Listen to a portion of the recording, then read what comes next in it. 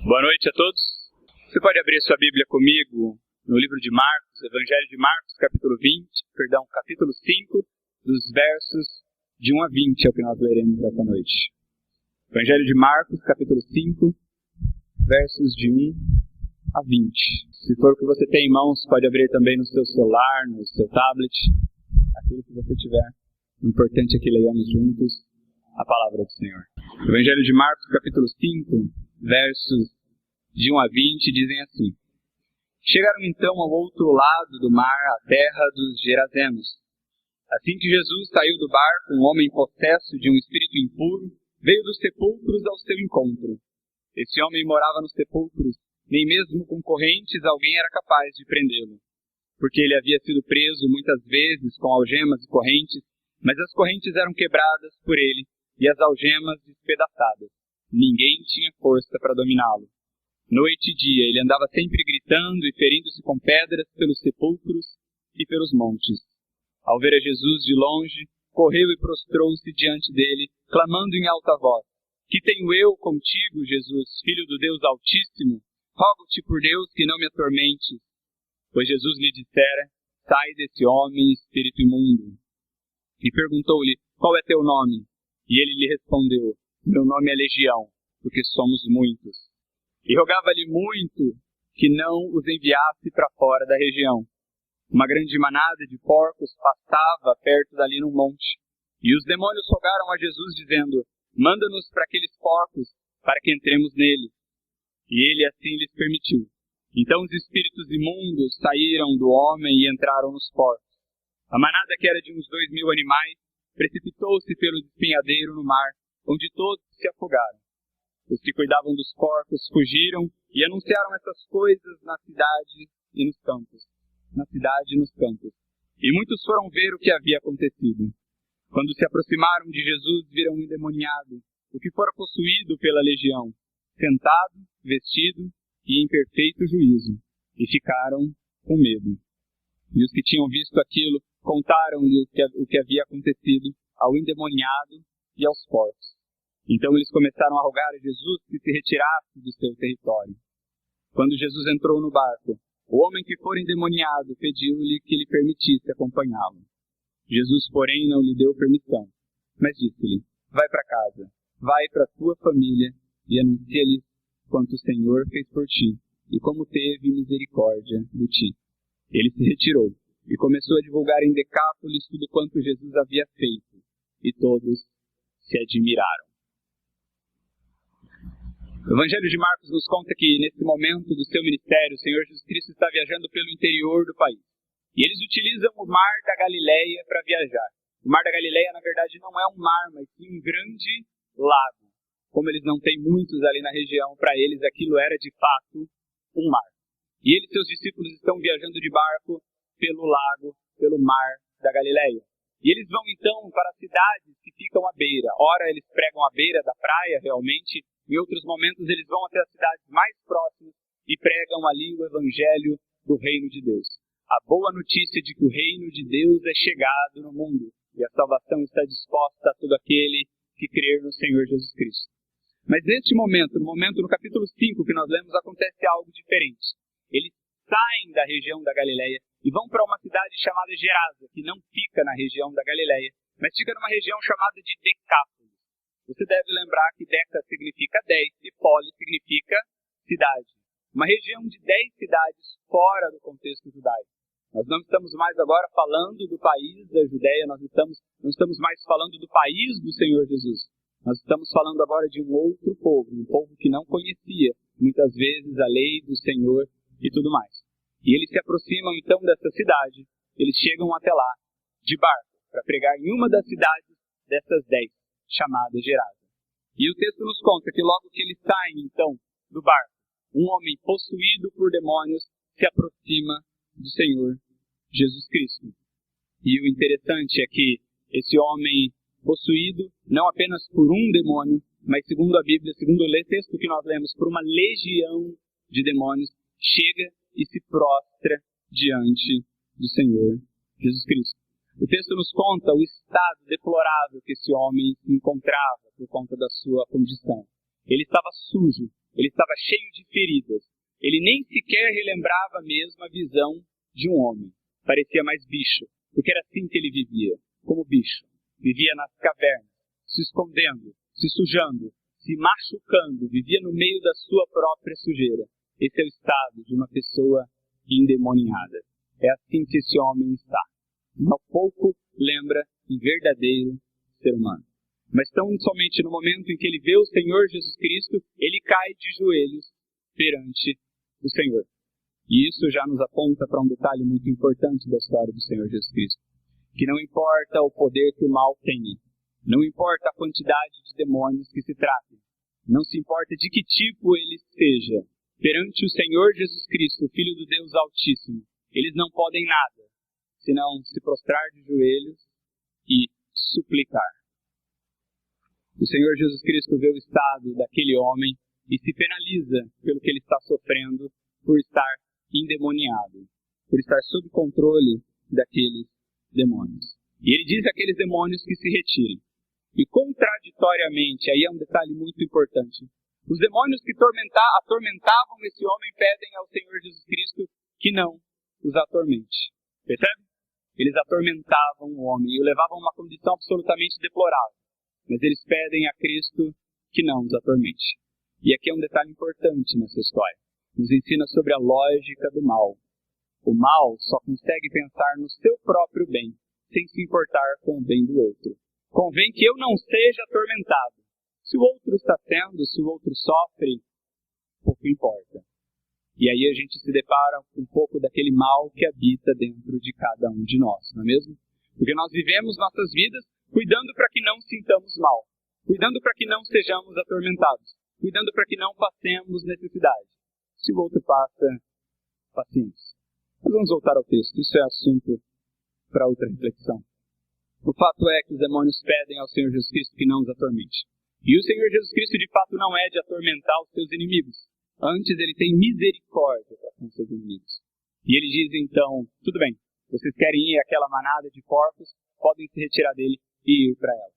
E os demônios então pulam naquela manada de mais ou menos 2.000 porcos, como o texto nos diz, e fazem com os porcos de uma vez aquilo que estavam fazendo gradualmente na vida daquele ser humano, destruí-los.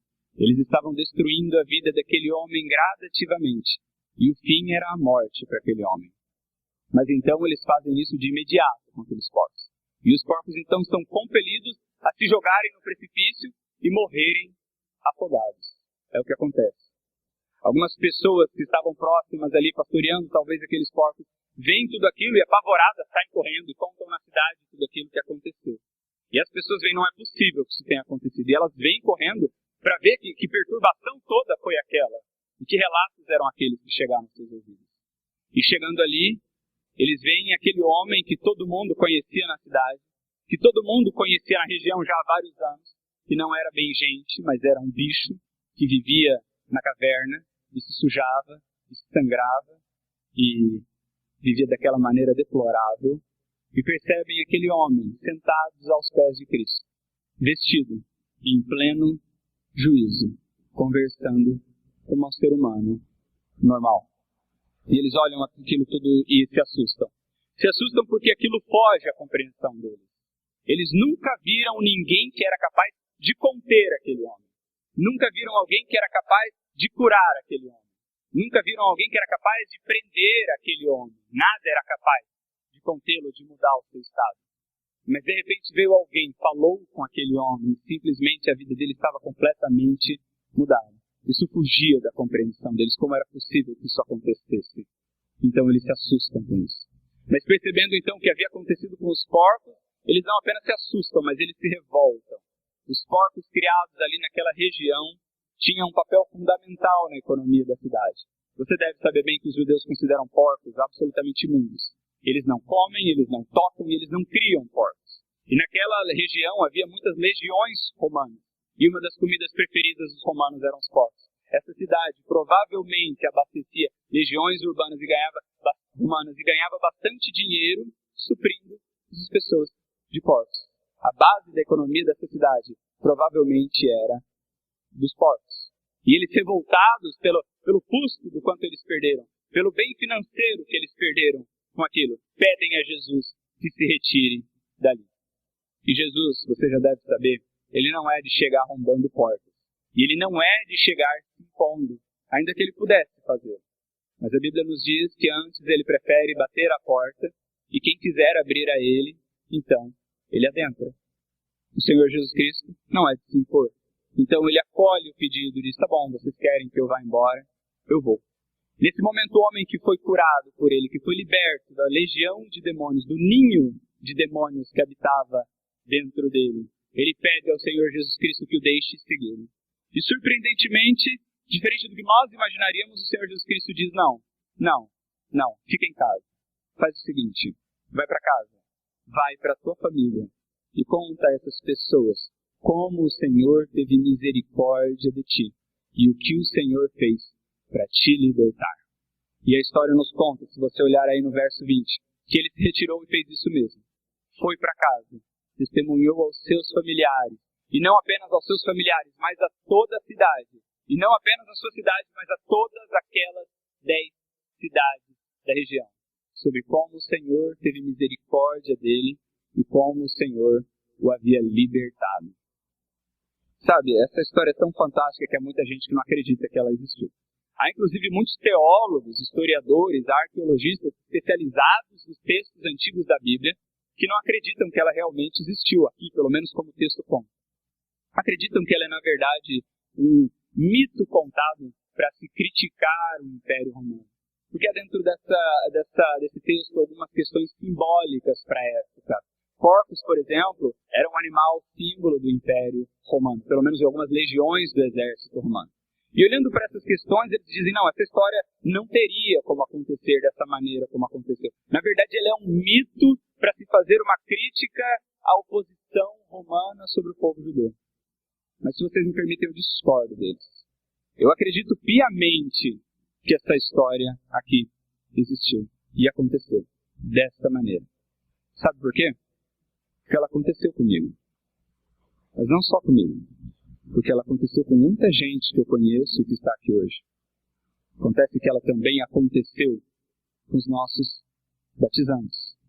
E é bem provável que ela tenha acontecido com você também. Sabe como? Eu, como muitos de vocês, nós, vamos dizer assim, vivíamos por um tempo nos nossos próprios pecados. Coisas que, se você olhar para a nossa vida, você falar, isso é absolutamente normal, não tem nada demais, né? Afinal, ninguém é perfeito.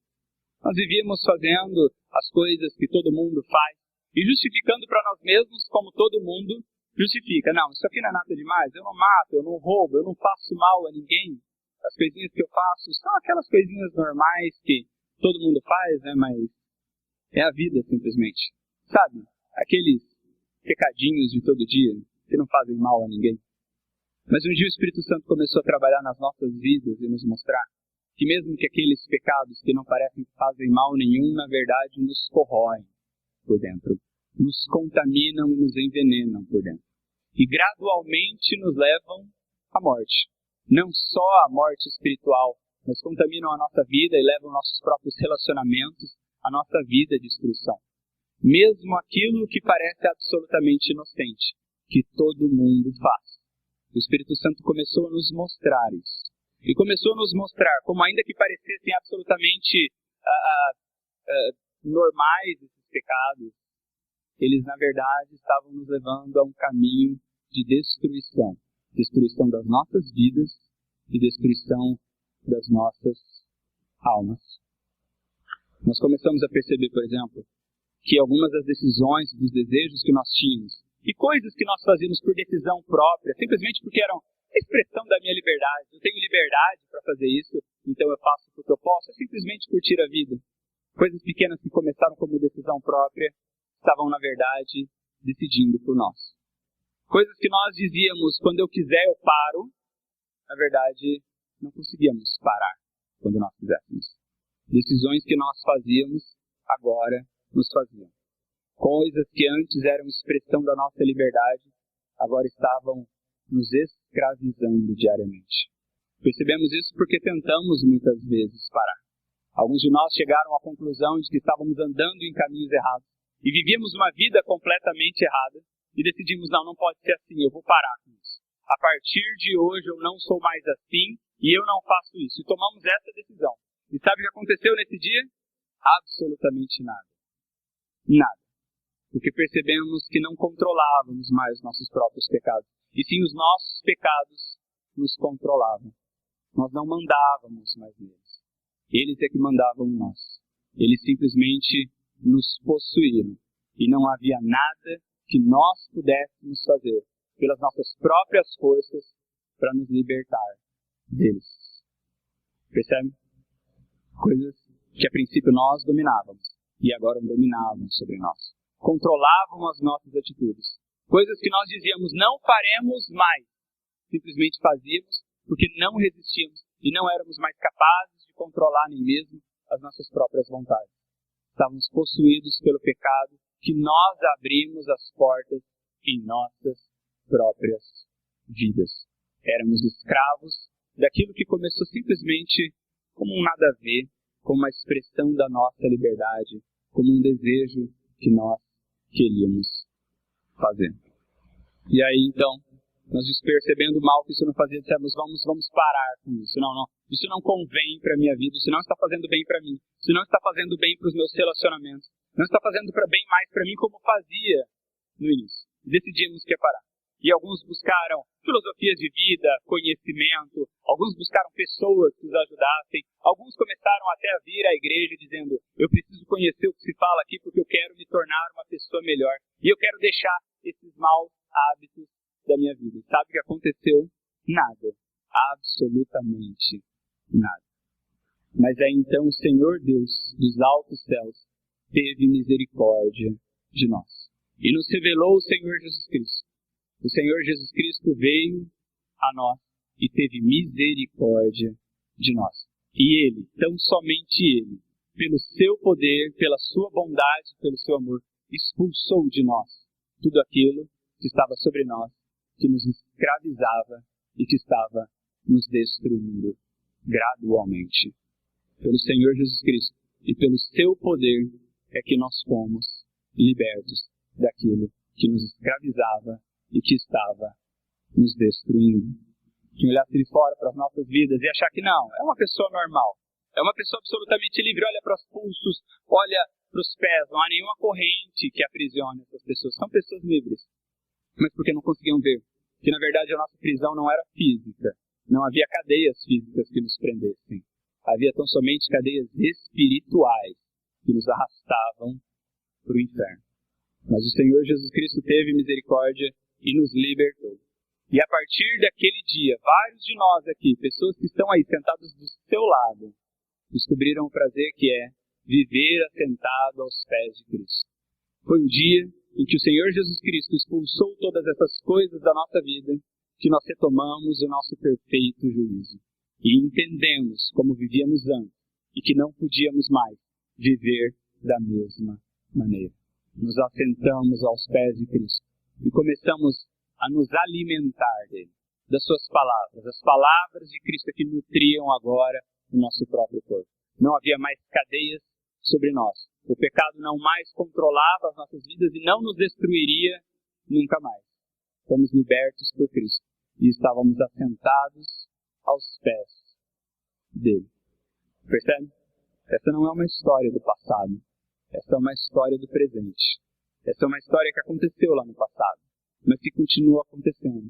Que aconteceu na minha vida, que aconteceu na vida do pastor Flávio, que aconteceu na vida dos nossos queridos que batizaram hoje. É uma história que provavelmente aconteceu na sua vida. Não, se você me permite, deixa eu me corrigir. Não provavelmente aconteceu na sua vida. Com certeza aconteceu na sua vida. Se não aconteceu na sua vida, está acontecendo na sua vida. Na verdade, não é uma questão se ela aconteceu ou não na sua vida, mas é uma questão em que momento dessa história a sua vida está hoje. Talvez nós não estejamos no mesmo momento da história. Talvez, por exemplo, nesse momento da sua vida, você esteja vivendo nos seus próprios pecados. Sabe? Tranquilo, de boa. Só curtindo a liberdade que você tem de decidir suas próprias ações e viver conforme a sua própria cabeça. Talvez você esteja vendo isso e você me ouça ouvindo dizendo, nossa, que cara dramático. Porque não sinto nada disso que ele está falando. Talvez você ainda não tenha percebido que, na verdade, você está escravizado pelo seu próprio pecado. Porque o pecado não chega te escravizando do dia para a noite. Ele começa devagarzinho, dizendo que é apenas expressão da sua liberdade, que não tem nada a ver, que se não faz mal a ninguém à sua volta, que é uma coisa só sua, você e mais ninguém, então não tem problema. Então não faz realmente mal nenhum. Talvez você esteja vivendo esse momento. Você esteja aprisionado e nem sequer sabe disso. E nem sequer se sente aprisionado. Mas se você me permite, deixa eu te dizer uma coisa. Você está. Quer descobrir se é verdade? Quer fazer um teste? Sabe isso que você tanto gosta e que a Bíblia insiste em dizer que é pecado? Sabe isso que você tanto quer e você faz porque não? Eu faço porque eu quero. Sou eu que comando e o dia que eu quiser parar, eu paro. Faz um teste. Para. Para por um mês. Para por 3 meses. Para por um ano. Prova para si mesmo. Prova para mim. Prova para o Senhor que se você quiser, você realmente para.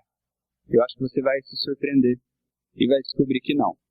Porque os pecados traiçoeira e silenciosamente passam a nos dominar sem nem mesmo a gente ver. Sem nem mesmo a gente perceber. Se você duvida disso, se você não acredita, se você acredita que eu estou sendo dramático em tudo isso que eu estou dizendo, faz um teste. Leva isso para o travesseiro. Leva para casa. E tenta parar. Começa devagar. Vamos pegar leve. Começa com aqueles hábitos, sabe? Aqueles pequenos hábitos do dia a dia que todo mundo faz. Tipo, de vez em quando fala mal de uma pessoa que a gente não gosta, não é? Que difícil de resistir a essa tentação. Que bom que é, que sensação boa que vem pra gente quando a gente desabafa aquilo que a gente sente e fala mal da pessoa que a gente não gosta. É melhor ainda quando a gente encontra alguém que também não gosta dessa pessoa e fala mal junto com a gente. Pois é, por mais divertido que possa parecer isso, você sabe que isso é pecado. E é um pecado de todos nós. Faz o seguinte, tenta parar com isso. Para por um ano. Por um ano eu não vou falar mal de ninguém. Por um ano eu não vou fazer fofoca. Por um ano eu não vou contar absolutamente nenhuma mentira. Nem aquelas mentirinhas brancas. Aquelas que, sei lá, não fazem mal a ninguém. E descobre. Descobre aí no seu dia a dia. Se você consegue controlar essas coisas. Descobrem se você as controla ou se são elas que controlam você. De maneira que quando você nem percebeu, você já fez. Muitas vezes. Mas depois de passado isso, tenta ainda uma coisa um pouquinho mais difícil, né? Passou do modo easy, vai para o modo hard. Tenta descobrir então se você consegue parar com os pensamentos pecaminosos. Sabe? Aquelas coisas que você pensa, mas você não faz. Sabe? Tenta parar com os pensamentos. Porque o Senhor Jesus Cristo nos afirma nos evangelhos que até mesmo quando nós intencionamos e desejamos o mal a alguém, nós já pecamos no nosso interior. E aí tenta parar com essas coisas. E me diz depois, se você conseguiu, pela sua própria força, pela sua própria justiça, pela sua própria disciplina interior, se libertar desses pecados. Eu te garanto que você não vai conseguir. Desculpa te dar essa má notícia, desculpa te dar esse spoiler, mas você não vai conseguir. Se você não acredita, pode tentar, mas não vai dar certo. Talvez você esteja vivendo esse momento da sua vida, mas talvez você esteja vivendo um momento um pouco diferente. Um momento que você já entendeu que você realmente está escravizado pelo pecado. Talvez o Espírito Santo já esteja trabalhando na sua vida, te levando a essa compreensão. E você percebeu que sim, coisas que você começou com hábitos banais na sua vida, na verdade eram pecado. E hoje te dominam, e hoje te escravizam. E por mais que você tente, você não consegue se libertar. Você já procurou tantos meios para te ajudar a abandonar esses hábitos ruins, mas por algum motivo você não consegue. É que você descobre que elas te escravizaram. E escravidão é exatamente isso. É um estado quando você é posto em uma determinada situação que você quer mudar de todas as maneiras, mas você não pode pelas suas próprias forças. Você descobre que está preso e escravizado pelo pecado. Talvez você esteja vivendo esse momento. Se é esse momento em que você está dizendo, eu quero te dizer uma coisa. Só o Senhor Jesus Cristo pode te libertar do mal que habita em você. Só o Senhor Jesus Cristo tem poder no céu e na terra para te libertar do mal que habita dentro de você. Não há correntes humanas capazes de conter o ímpeto, a violência, a agressividade, o desejo pelo pecado que nós temos dentro de nós. e que está a cada dia nos levando para a destruição e nos conduzindo para a morte eterna. Ninguém mais, nem você mesmo. Não há nada que você possa fazer que vai te libertar do pecado que habita em você, senão o Senhor Jesus Cristo. Você pode tentar de muitas formas. Você pode se desgastar tentando de muitas formas. Mas você só vai experimentar a frustração e a tristeza da sua própria impotência. De saber que você é escravizado por algo mais forte do que você. Mas eu já te digo, não é mais forte, não é maior e não é mais poderoso que o Senhor Jesus Cristo, o Filho de Deus, o Filho do Deus Altíssimo. Ele tem as chaves para te libertar da escravidão que você está vivendo. Talvez você esteja num outro momento ainda. Talvez o momento que você esteja vivendo é alguém de que já foi libertado, que se reconheceu nessa história e hoje tem a alegria de dizer, que dá vontade de levantar e dizer, eu fui um liberto pelo Senhor Jesus Cristo. Eu já fui liberto por Ele. Eu vivia dessa maneira mesmo. Eu parecia bicho nos meus próprios pecados. Eu tinha perdido a semelhança que o Senhor colocou em mim no dia da minha criação, porque eu vivia em função dos meus próprios pecados. Eu vivia cheio de feridas e impurezas e sujeiras sobre mim. As pessoas à minha volta não viam isso porque eu vivia com as máscaras sociais que todo mundo vive. Mas por dentro eu sabia que eu vivia no mesmo estado que esse homem. E um dia o Senhor Jesus Cristo veio a mim e me libertou de tudo isso. E me purificou de todo pecado. E me vestiu com vestes de santidade. Talvez você esteja nesse estado da sua vida.